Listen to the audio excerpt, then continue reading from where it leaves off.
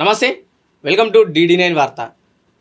Right, కామారెడ్డిలో అటు రేవంత్ రెడ్డి పర్యటించిండు. రేవంత్ రెడ్డితో పాటు అటు ఎల్లారెడ్డి ఎమ్మెల్యే మదన్ మోహన్ రావు, పొంగులేటి, మరోవైపు TPCC ప్రెసిడెంట్ అయిన మహేష్ కుమార్ గౌడ్ కూడా అక్కడ ముందుగా ఏరియల్ వ్యూ చూసిన తర్వాత అంటే కింద ఏ విధంగా కామారెడ్డి కావచ్చు, కామారెడ్డి చుట్టుపక్కల తాండారు ఏ విధంగా ఇబ్బంది పడుతున్నా అంటే వరదకు ఎట్లయినని చెప్పేసి కూడా ముందుగా ఏరియల్ వ్యూ చూసిన తర్వాత అక్కడ ఉన్న ప్రజల దగ్గరికి వెళ్ళి స్వయంగా ముఖ్యమంత్రి గారు అలా వెళ్ళడం చాలా మంచి శుభపరిణామం. ఎందుకంటే గతంలో ఖమ్మంలో అయినప్పుడు వెళ్ళలేరు.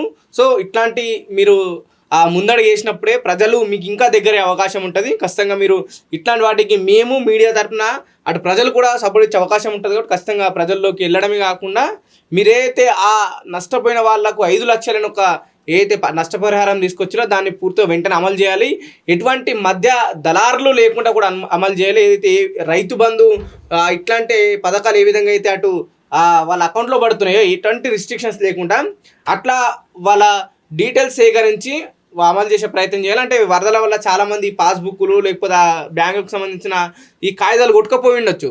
సో దానికి ఇంకా ఆల్టర్నేటివ్ ఏం ఆలోచించి అట్లాంటి వాళ్ళకి హెల్ప్ చేయాలని చెప్పేసి కూడా చాలామంది ప్రజలు అక్కడ కోరుకుంటున్నారు. మరోవైపు జాగృతికి సంబంధించిన నేతలు కూడా ముఖ్యంగా కొంతమంది మీటింగ్ పెట్టడం జరిగింది. దాంట్లో అటు రాజీవ్ సాగర్ కావచ్చు, లేదంటే అటు మన ఇంకొంతమంది కూడా మీటింగ్ పెట్టడం జరిగింది. సో రాజారాం యాదవ్ కూడా ఒక మీటింగ్ పెట్టడం జరిగింది. జాగృతి నుంచి మీరు ఏదైతే బీఆర్ఎస్ విభేదించి బయటకు వచ్చిళ్ళు, మేమేం కావాలా మిమ్మల్ని నమ్ముకున్న వాళ్ళం, సో మేము మీకోసం పని చేయలేము, కేసీఆర్ గారిని చూసి కేసీఆర్ గారి కోసం జాగృతిలో పనిచేసినాం తప్ప సపరేట్గా మీకోసం ఎక్కడ ఒక పని చేయలేమని చెప్పేసి కూడా కొంతమంది అక్కడ ప్రెస్ మీట్ పెట్టడం జరిగింది. ఒకసారి లోతుగా డిస్కస్ చేసే ప్రయత్నం. సో అంతేకాకుండా ఈవినింగ్ న్యూస్లో ఏ విధమైన అప్డేట్స్ ఉన్నాయని కూడా తెలుసుకునే ప్రయత్నం. అయితే కవిత విషయం చెప్పిన వాటి చెప్తున్నా. రహస్యంగా జాగృతి నాయకులతో పాటుగా కొందరు బీఆర్ఎస్ కార్యకర్తలు, కొంత సెకండ్ కేటగిరీ లీడర్లు ఉంటారు కదా, వాళ్ళు కూడా రహస్యంగా భేటీ అయినారు. అంటే మనం ముందు నుంచి అనుకున్న విషయమే. అంటే కవిత ఎవరిని టార్గెట్ చేస్తుందంటే బీఆర్ఎస్ లో ఆ టికెట్ దక్కని వాళ్ళ ఆశావాహులు ఎవరైతే ఉంటారో వాళ్ళని సెకండ్ అంటే ఒకసారి దక్కి రెండోసారి దక్కకపోవడం, రెండోసారి దక్కి మూడోసారి దక్కకపోవడం అంటే వాళ్ళని అసంతృప్తిగా ఉన్న వాళ్ళని కవిత ముందుగా టార్గెట్ చేస్తుంది. ఎందుకంటే అటు బీఆర్ఎస్ తోనే కవితతో దగ్గర వాళ్ళు ఉంటారు, పరిచయాలు పాతాయి కాబట్టి. నిన్న రహస్యంగా సమాచారమైన కొందరు బీఆర్ఎస్ నాయకులు ఎవరంటే ఉద్యమకాలం నుంచి ఉన్నోళ్ళంట. నేను అదే అంటే ఇప్పుడు వాళ్ళు వచ్చి స్వయంగా కలిసిరంట. బీఆర్ఎస్ అసమ్మత్ నేతలు, అసహనంతో ఉన్న నేతలు, సరే బీఆర్ఎస్ లో ఉంటే టికెట్ దొరికే అవకాశం లేదు. ఎందుకంటే ఆల్రెడీ నియోజకవర్గంలో ఒక వ్యక్తి సెటిల్ అయి ఉన్నాడు కాబట్టి మేబీ కొత్త ఛాన్స్ వచ్చే అవకాశం ఉంటది. ఆర్థికంగా కవిత బలంగానే ఉన్నది, రాజకీయంగా సో ఉద్యమ కాలంలో ఉన్నది కేసీఆర్ కూతురు కాబట్టి మనకి ఎంతో కొంత బలం దొరికే అవకాశం ఉంది. అంటే ఇప్పుడు వాస్తవంగా ఏంటంటే ఇప్పుడు పార్టీ ఒకవేళ ప్రకటించింది అనుకో, వలసలు అయితే ఉంటాయి. సరే పెద్ద లీడర్ రాకపోవచ్చు, వలసలు అయితే సెకండ్ కేటగిరీ లీడర్ ఖచ్చితంగా వలసలు ఉంటాయి, 100% ఉంటాయి. అంటే మేము 119 నియోజకవర్గాల దొరకకపోవచ్చు కానీ ఎక్కువ మార్జిన్ అయితే తీసుకునే అవకాశం ఉంది.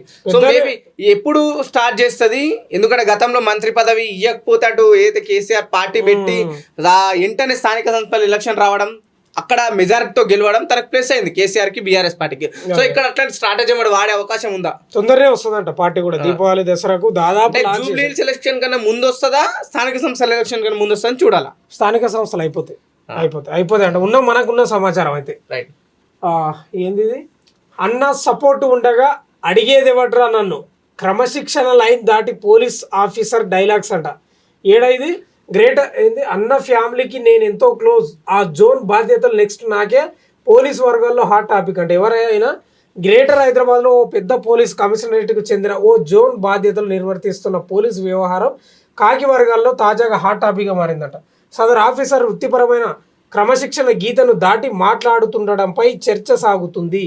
ప్రభుత్వంలో ముందు వరుసలో ఉండే పొలిటికల్ బాస్ను అన్న అని సంబోధిస్తూ, అన్న నాకు చాలా దగ్గర, అన్న కుటుంబం సభ్యులందరూ నాతో టచ్లో ఉన్నారని తోటి అధికారులు, రాజకీయ ప్రతినిధుల ఎదుటే చెప్పుకోవడం పోలీసు వర్గాలను ఆశ్చర్యానికి గురి చేస్తుందంట. అన్న ఎప్పుడు నాకు సపోర్టు, నేను అన్న కుటుంబానికి అండగా ఉంటా, అందుకే నాపై ఎన్ని ఆరోపణలు వచ్చినా పోలీస్ బాసు చర్యలు తీసుకోలేరని ధోరణి ప్రదర్శిస్తున్నాడో గమనార్హమంట.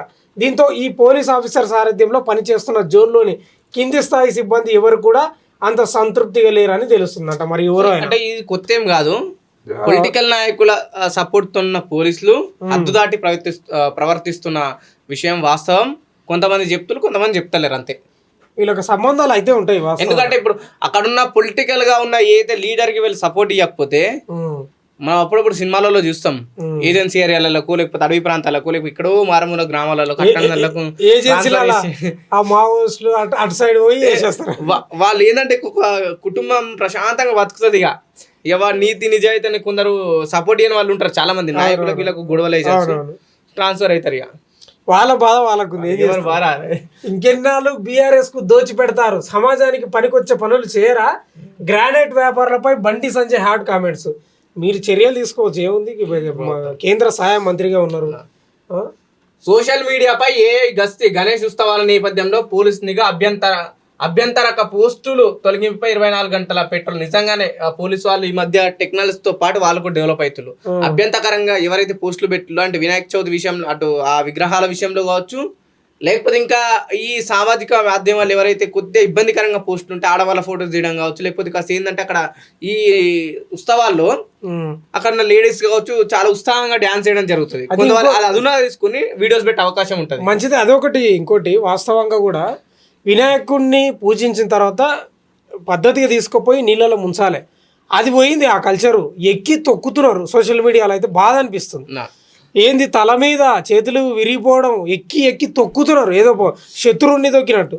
అది అసలు మంచిది కాదు. అది రైతులందరినీ ఆదుకుంటాం, పంట నష్టంపై వివరాలు సేకరించండి, అధికారులకు ముఖ్యమంత్రి రేవంత్ రెడ్డి ఆదేశం. కామారెడ్డి జిల్లాలో క్షేత్రస్థాయి పర్యటన, రైతుతో నేరుగా మాట్లాడిన సీఎం. ఇది మంచి పరిణామం. ఇటీవల భారీ వర్షాలకు పంటలు నష్టపోయిన రైతులను ప్రభుత్వం ఆదుకుంటుందని సీఎం రేవంత్ రెడ్డి హామీ ఇచ్చారు. ఇవాళ ఆయన కామారెడ్డి జిల్లా ఎల్లారెడ్డి నియోజకవర్గంలోని లింగంపేట మండలం లింగంపల్లి కుర్దులో పర్యటించారు. వరదలకు దెబ్బతిన్న పంట పొలాలు, రోడ్లు, బ్రిడ్జిలు వివరిస్తూ ఏర్పాటు చేసిన ఫోటో ఎగ్జిబిషన్ పరిశీలించారు. వర్షాల వల్ల ప్రజలు ఇట్లా తిరగాలి, ఖచ్చితంగా తిరగాలి. ముఖ్యమంత్రి ప్రజలు ఏంటికి అనుకుంటారు తిరగమనే, కొందరేమో నిజంగా ఒక్కసారి రేవంత్ రెడ్డి అక్కడికి వచ్చినందుకు అక్కడ ప్రజలు ఎంత సంతోషిస్తారు. అవి వస్తాయా రావా తర్వాత సీఎం గారు వచ్చిండు, ఓ భరోసా. వర్షాల వల్ల ప్రజలకు కలిగిన ఇబ్బందులను, నష్టాన్ని సీఎం నేరుగా వారితో మాట్లాడి తెలుసుకున్నారు.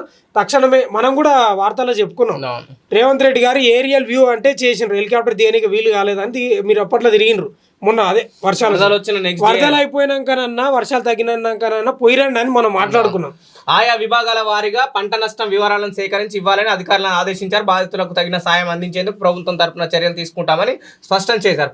పంట పొలాలను స్వయంగా పరిశీలించిన ముఖ్యమంత్రి పలువురు రైతులతో మాట్లాడారు. పొలాల్లో ఇసుక మేటలు పేరుకపోయాయని, తమ ఇండ్లు కూడా నీట మునిగాయని సీఎం దృష్టికి తీసుకువచ్చారు. సీఎం వెంట మంత్రులు పొంగులేటి శ్రీనివాసరెడ్డి, సీతక్క, పిసిసి అధ్యక్షుడు మహేష్ కుమార్ గౌడ్, ఎమ్మెల్యే మదన్ మోహన్ రావు అధికారులు ఉన్నారని చెప్పేసి స్పష్టంగా తెలుస్తుంది మనకు. ఘోరంగా కానీ ఆదుకోవాలి, కేంద్రం కూడా సాయం చేయాలి జర. మరి సంజయ్ గారు ఏమన్నా తెస్తారో తీరో చూడాలి. మరి 500 కోసం యమునా నదిలో దూకిన యువకుడు. నీటి యువత లేనిపోని ఆలోచనలు చేసి జీవితాలని ఆగం చేసుకుంటున్నారు. పిచ్చి పిచ్చి పనులు చేసి చావును కోరి తెచ్చుకుంటున్నారు. తాజాగా ఓ యువకుడు చేసిన పని ప్రాణాల మీదకి తెచ్చుకున్నాడు. పైసల కోసం బెట్టు కట్టి యమునా నదిలో దూకేశాడు. కేవలం 500 పంద్యానికి ఉధృతంగా ప్రవహిస్తున్న నదిలో దూకాడు. ఉత్తరప్రదేశ్ అంటే అక్కడ నార్త్ వరదలు వస్తున్నాయి, 500 ఇస్తానని వాడు దుంకిండు. మరి వాడెంత పేదరికంలో ఉన్నాడు, వాడికి ఎంత ఏమంటారు అది ఆవేశం.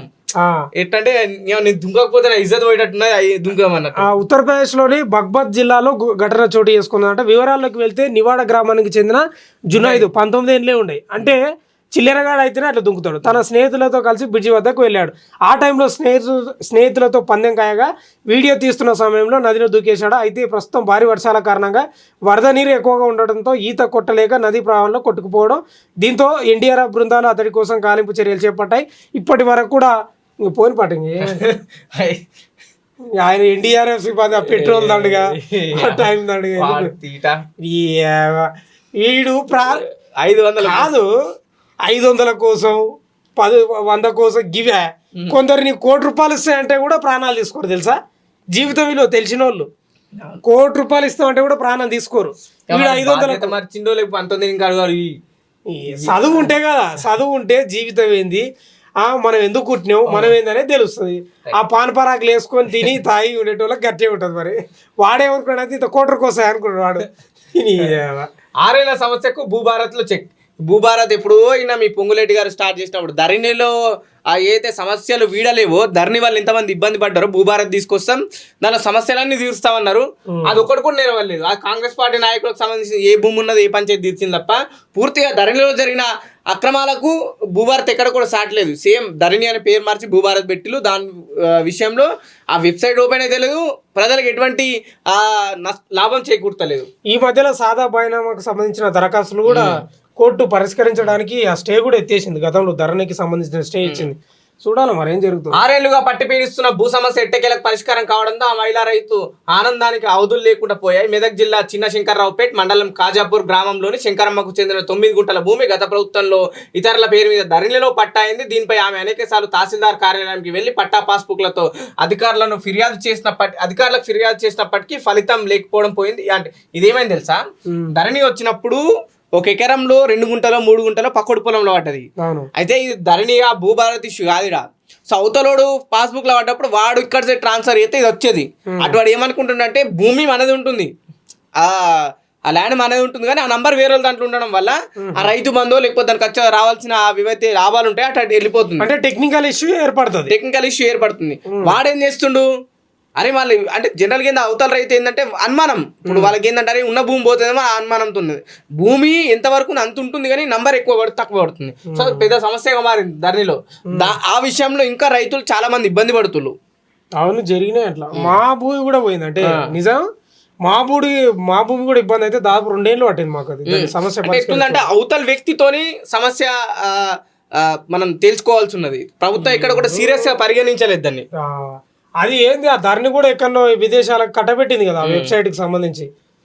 పేదల ప్రభుత్వం వారి సంక్షేమానికి కట్టుబడి ఉంది మంత్రి దామోదర రాజ నరసింహ గారు అంటున్నారు. తండ్రే చంపేశాడు, కొడుకు కూతుర్ని చంపి ఆపై ఆత్మహత్య, 2 పిల్లల మృతదేహాలు లభ్యం, దొరకని మరో బాలిక ఆచూకీ. అదృశ్యమైన చిన్నారుల మిస్టర్. ఇది నాగర్ కర్నూలు జిల్లా వెల్దండలో జరిగింది సంఘటన.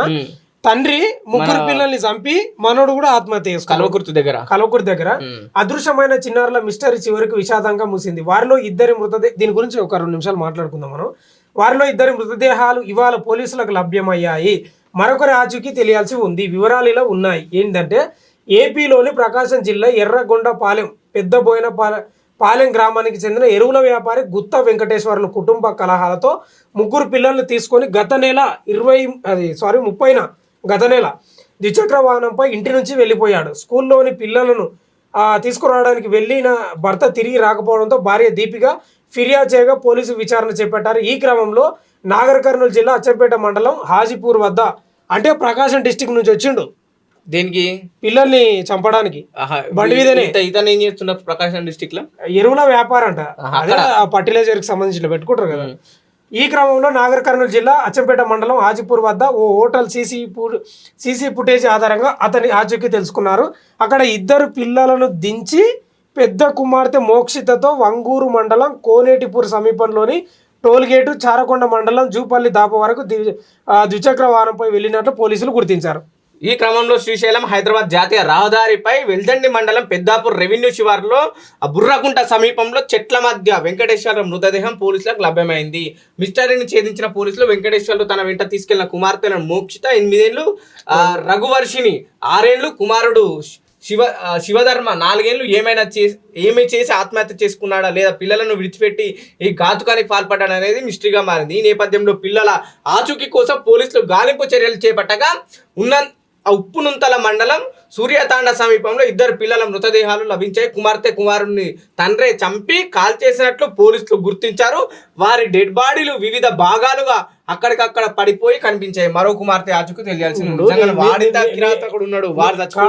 నేనేమంటున్నా పవన్, ఇప్పుడు కుటుంబ సమస్యలు వచ్చినాయి, కోర్టులుండయి, చట్టాలుండయి, పోయి విడాకులు తీసుకోవాలి. సరే కుటుంబ సమస్యలు ఉంటాయి పోతాయి, కానీ వాడు కన్నా కూతురుని కొడుకుని చంపినట్టు వాడితే కిరాతకుడు. ఇప్పుడు వాడు వచ్చినా అయిపోతుంది. అభంశుభం తెలియని పిల్లల్ని, ఆ పిల్లలు 8 ఏళ్ళు, 6 ఏళ్ళు, 4 ఏళ్ళు, 10 ఏళ్ళు కూడా భార్యతోటి పడతలేదు అనేది వార్తలు వచ్చినాయి బయటికి. పడనప్పుడు విడిగా బతుకోవచ్చు, తప్పే ఉంది. పిల్లలు బతకరా, వాళ్ళు ఏదో గవర్నమెంట్ పోషిస్తలేదా అండి? హాస్టల్ ఉన్నాయి, అన్ని ఉన్నాయి. వాళ్ళు చదువుకొని గొప్పలు అవుతారు. కంటివి పోయి నీవే చంపుతీవి. నేనేమంటున్నా అంటే మీ బాధలు మస్తుంటాయి, అందరికి ఉంటాయి. అందరికి ఉంటే దాన్ని పరిష్కరించుకోలేకపోతే కోర్టుకు పోయి తెలుసుకొని ఎవరు బతకాలు బతుకుతే అయిపోతుంది. ఇట్లా అన్యాలంగా ఇగో ఇవన్నీ ఎముకలు చూడు అస్థిపంజరం కాల్ చేసి ఈ మనుషులే బాబు. ఇంకోటి వీళ్ళు ఈ పని ఎందుకు చేస్తారు చెప్పదా నీకు మాట, నేను భార్య లేకపోతే బతకలేను, పిల్లలు లేకపోతే బతకలేను అనే ఆ మూడ్లో ఉంటే ఇట్లా తెగపడతారు. ఎవ్వరు లేకపోయినా ఒంటరిగా అయినా బతకగలుగుతానేననే కాన్ఫిడెన్స్ ఉంటే ఎవరు లేకపోతే వాడు కావచ్చు కదా అని అదే అంటున్నా. వాడు బతకలే ఉన్నప్పుడు చచ్చిపోతే అయిపోతా అవతల చంపుడు పిల్లల్ని చంపిండు. అందుకే మనకి ఎప్పుడు ఎవరో తోడుంటేనే బతుకుతాం అనేది ఎప్పుడైతే ఉంటుందో ఇట్లనే చేస్తాం. గణేష్ లడ్డు 51 లక్షలు రికార్డు ధర పలికిన మైహోం భుజ లడ్డు వేలంపాటలో దక్కించుకున్న రియల్ ఎస్టేట్ వ్యాపారి. ఇక్కడ మైహోం భుజ ఉంటుంది మనకి ఈడ మన రాయదుర్గంలో 50,77,770 రూపాయలకు ఆ లడ్డు పోయింది. నాది ఒక చిన్న రిక్వెస్ట్ ఏంటంటే ఈ దేవుని పాటనే కదా ఆ డబ్బులన్నీ పేదలకు ఇండ్లు కట్టుకునే మైహోం భుజాలు ఉండే వాళ్ళంతా ఈ అప్పర్ క్లాస్ రిచ్గా అది రిచ్ కాదు. నీవు వాళ్ళు ఇట్లా గేట్ ఇట్లా దాటితే కార్ డోర్ తీసే ఉంటుంది వాళ్ళకు. నీకు దానికి వెళ్ళాలంటే కోడ్ పాస్వర్డ్ ఎవరి దగ్గరికి వెళ్తున్నావు ఏంటంటే మంచి ఒక సెక్యూరిటీ ఉంటుంది. దేవుని పేరు మీదనే పేదలకు ఆ డబ్బును వంచితే ఇండ్లు కట్టుకొని మంచిగా సంతోషంగా ఉంటారు. పాత కక్షలతో యువకుడి హత్య అత్తాపూర్ పరిధి హర్షమహాల్లో ఘటన. ఈ అత్తాపూర్ వివేక సంఘటనలు ఉంటాయి. వీడు వాడిని చంపడం వాడు వీడిని చంపడం తాగుతారు. ఇప్పుడు వీడు కూడా ఏం తక్కువ కాకుండా ఉంటాడు. వీడు ఎవరు ఏం చేసి ఉంటాడు ఊకే పని చేసుకొని బతుకుంటారు అంటే చిల్లెరగాళ్ళు. యంత్రాలతో సాగుబడి వ్యవసాయానికి దూరంగా కూలీలు నిజమే అది వాస్తవం. అంటే చదువులపై దృష్టి పెడుతున్న రైతు కూలీల బిడ్డలు రోజు రోజుకు తగ్గిపోతున్న శ్రామిక శక్తి లేబర్ దొరకక అల్లాడిపోతున్న రైతులు. ఇంకేం లేబర్ దొరకక అల్లాడిపోతున్నంటే కాదు ప్రతి ఒక్కటి చదివిస్తుంది. ఎందుకు ఇంకా లేబర్ యంత్రాలు వచ్చినాయి. అదొకటి యంత్రాలు నీవు కరిగేట వేయాలంటే దుక్కి దున్నే నుంచి ఆ నారు గుంజ కాడికి ఒడ్డు మీద గడ్డి పోయినకి కూడా మా శాంకర్కి అన్ని వచ్చినాయి. ఈ ఎరువులు చల్లనికి కూడా ఆ డ్రోన్లు వచ్చినాయి. మంచిదే కదా కాలానికి అనుగుణంగా టెక్నాలజీ కూడా రైతన్న వాడుతున్నాం. సో ఇంకా శ్రమ తగ్గించుకుంటుండే పెట్టుబడి తక్కువ పని తక్కువ లాభం ఎక్కువ ఉంటుంది. ఉపాధి కూడా దొరుకుతుంది అనుకో.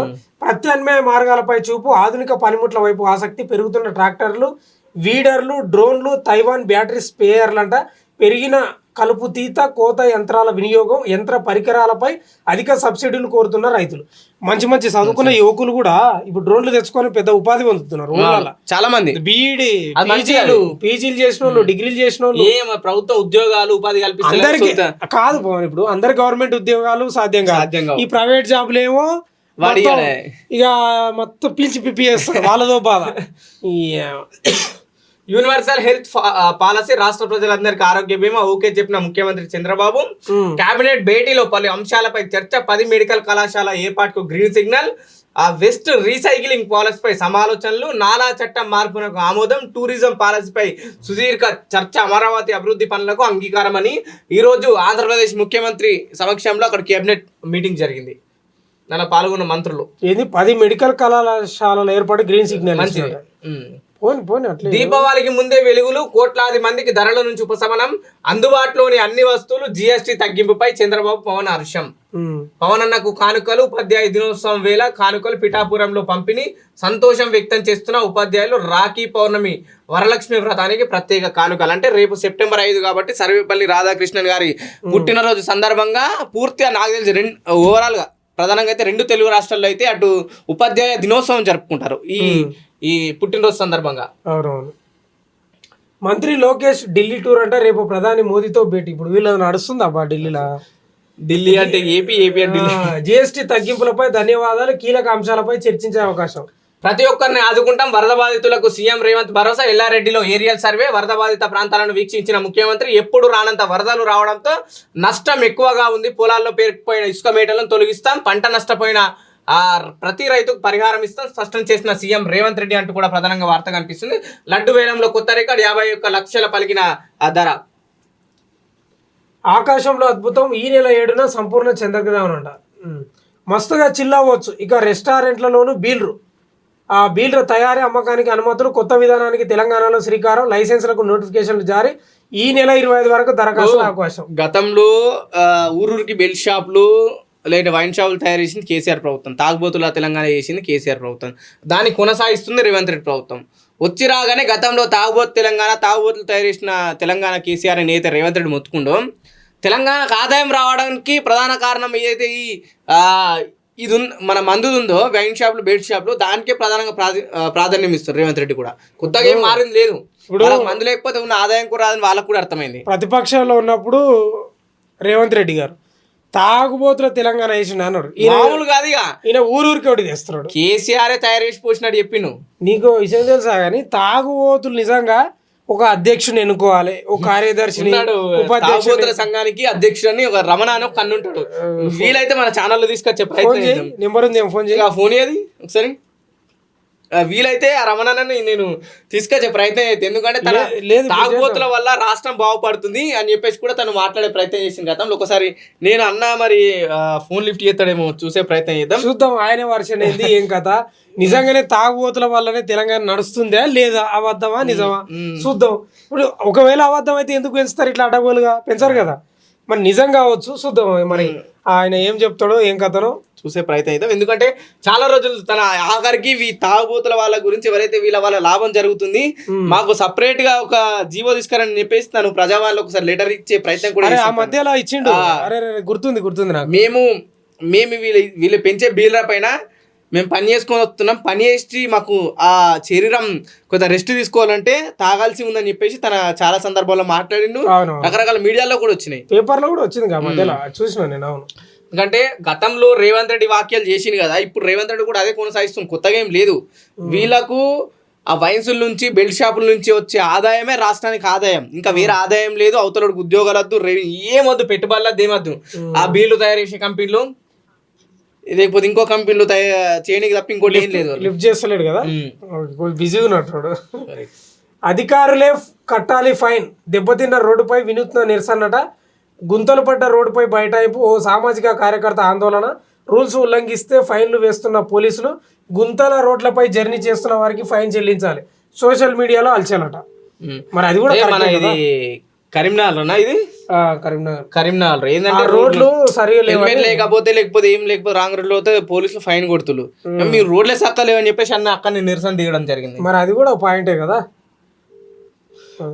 డ్రగ్స్ దందాల్లో ట్రాన్స్ జెండర్ అంట 10 మందిని అరెస్ట్ చేసిన టాస్క్ ఫోర్స్ ఇదో దందా చేస్తారు రైలు. ఇప్పుడు అన్న అయిపోయి ఏడ వయసులు చేసేది అయిపోయింది, పెళ్లిల కాడ ఆడి పోయి. ఉత్తరాదిపై జల ఖడ్గం, కాశ్మీర్ నుంచి ఢిల్లీ వరకు వరదలు. అంటే ఈసారి ఏమైందేమో అని చాలా వరకు ఇక్కడ ఏదైతే కింది సౌత్ నుంచి స్టార్ట్ అయ్యి నార్త్ వరకు పంజాబ్, ఢిల్లీ, పైన జమ్మూ కాశ్మీర్, ఇటు ఇంకో పక్కకు ఉత్తరాఖండ్ పూర్తిగా ఈ వరదలతోని ఇబ్బంది పడుతుంది. చాలామంది మేము కూడా కోరుకుంటున్నాం త్వరగా ఈ వరదల నుంచి ప్రజలు కోలుకోవాలి, మళ్ళీ అటు వాళ్ళ జీవనం కొనసాగించాలి. ఖచ్చితంగా ప్రభుత్వాలు కూడా ఆదుకోవాలి. ఒకవైపు బీఆర్ ఎలక్షన్స్ నడుస్తున్నాయి. బీఆర్ ఎలక్షన్లో మీరు ఏదైతే ఆ ప్రచారంలో పాల్గొంటున్నారో అటు కాకుండా ఇటు కూడా మీరు చూస్తే బాగుంటుందని చెప్పేసి కూడా చాలామంది ప్రజలు ఆశిస్తున్నారు. సో ఇవి ప్రధానంగా ఈవినింగ్ న్యూస్ అప్డేట్స్ చూస్తూనే ఉండండి DD9 వార్త.